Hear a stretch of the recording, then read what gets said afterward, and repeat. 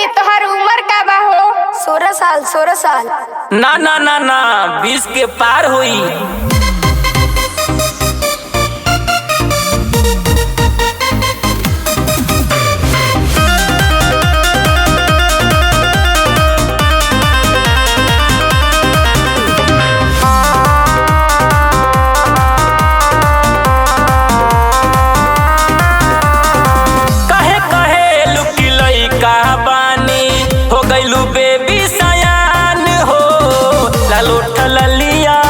जान मारे दे दे तू हमारा पर ध्यान हो।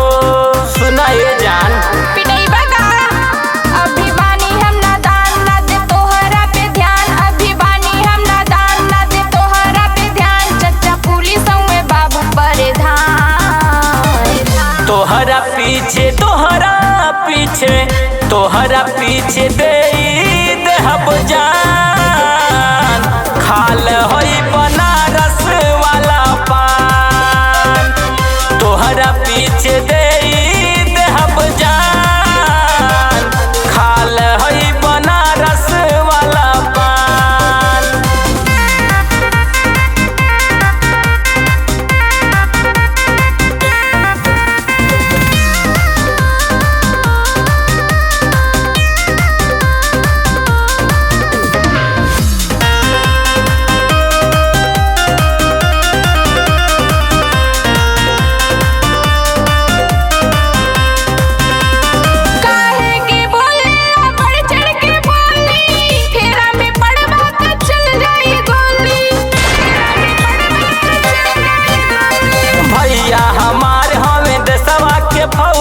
तनी सच्ची खाता न जवानी के कलौजी।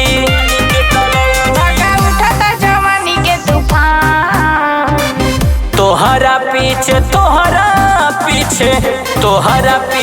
दे हब जान। खाल हई बनारस वाला पान। तोहरा पीछे दे हब जान। खाल हई बनारस वाला पान।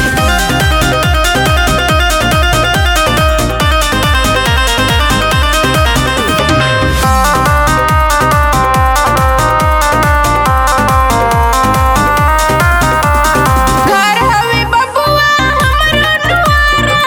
देखी के तोहके गरम होता पारा। देखी के तोहके गरम होता पारा।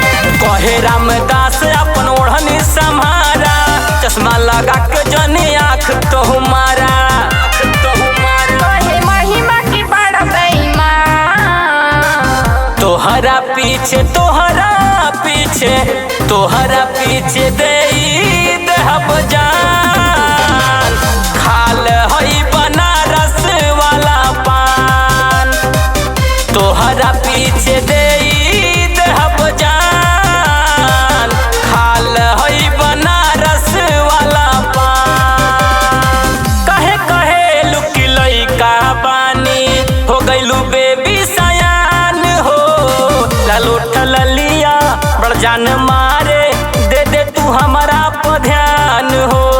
सुना ये जान पिटैबा का अभी बानी हम नादान ना दे तोहरा पे ध्यान। अभी बानी हम नादान ना दे तोहरा पे ध्यान। चच्चा पुलिस में बाबू परिधान। तोहरा